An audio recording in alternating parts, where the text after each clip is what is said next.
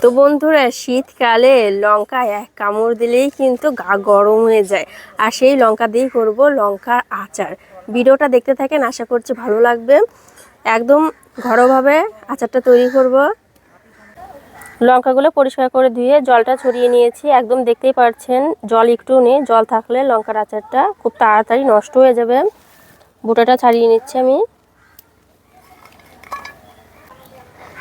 যে সকল বন্ধুরা আমার চ্যানেলে নতুন এসেছেন তাদের কাছে অনুরোধ রইল চ্যানেলটিকে সাবস্ক্রাইব করে রাখবেন, যেহেতু আমি প্রতিদিন একটা করে ভিডিও ছাড়ার চেষ্টা করি। নানান ধরনের ভিডিও আপনারা দেখতে পাবেন আমার এই চ্যানেলে। সবটি লঙ্কার বোঁটাটা ছাড়িয়ে নিয়েছি। এখন মাঝখান থেকে লঙ্কার ফেলে নিচ্ছি।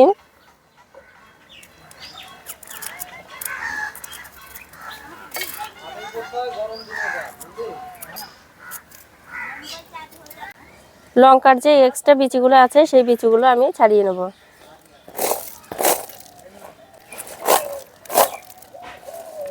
দেখেন কত বিচি বেরিয়েছে।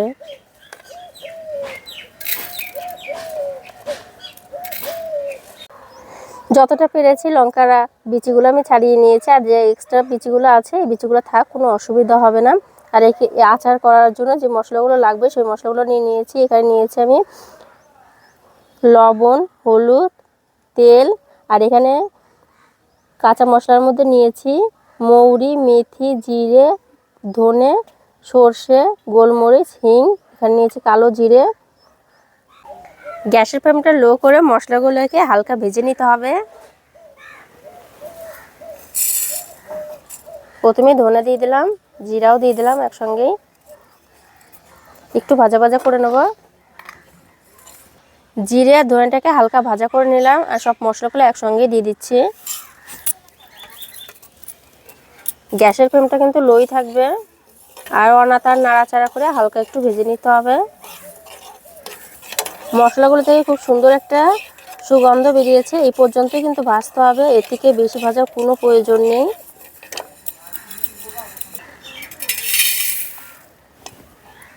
তো বন্ধুরা, এখন তেলটা গরম হতে বসিয়ে দিচ্ছি।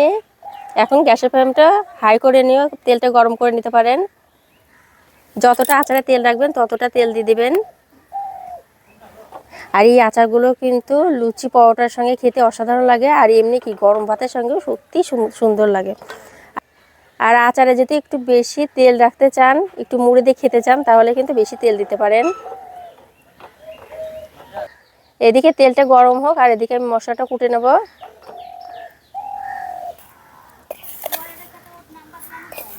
আপনারা চাইলে পাটাতেও বেটে নিতে পারেন, কিন্তু বেশি মিহি করা বাটার কোনো প্রয়োজন নেই। আচার একটু গোটা গোটা থাকলেই বেশি ভালো লাগে। দেখতেই পাচ্ছেন হয়তো বন্ধুরা, তেল থেকে ধোঁয়া বেরিয়ে যাচ্ছে। এই পর্যায়ে গ্যাসের ফ্লেমটা অফ করে রেখে দেবো ঠান্ডা হতে।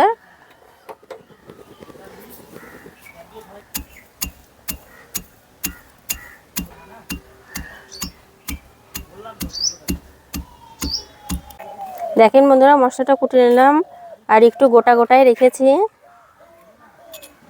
এভাবেই কুটে নেবেন। এখন কেটে রাখা লঙ্কাগুলোতে আচারের মশলাটা দিয়ে দিচ্ছি। এক এক করে মশলাগুলো অ্যাড করব। কালো জিরে,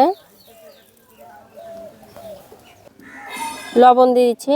লবণের ভাগটা কিন্তু একটু বেশি দিতে হবে। লঙ্কার আচার বানিয়ে 1 বছর রেখে খেতে পারবেন, নষ্ট হবে না।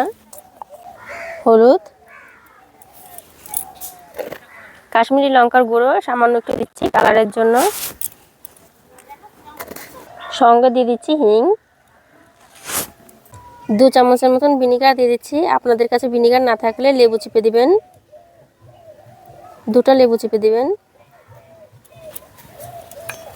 আর এদিকে কিন্তু তেলটা অনেকটা ঠান্ডা হয়ে গেছে, তেলটা দিয়ে দিচ্ছি।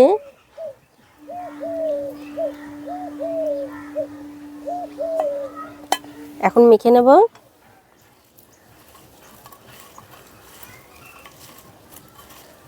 আচারে খুব সুন্দর একটা সেন্ট বেরিয়েছে।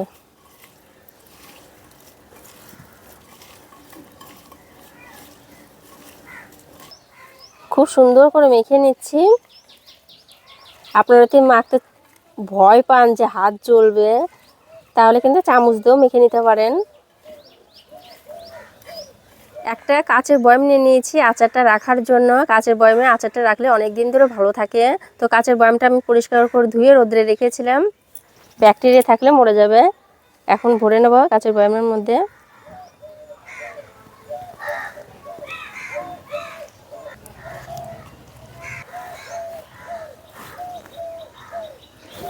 এইভাবে করে লঙ্কার আচার বানিয়ে সারা বছর রেখে খেতে পারবেন।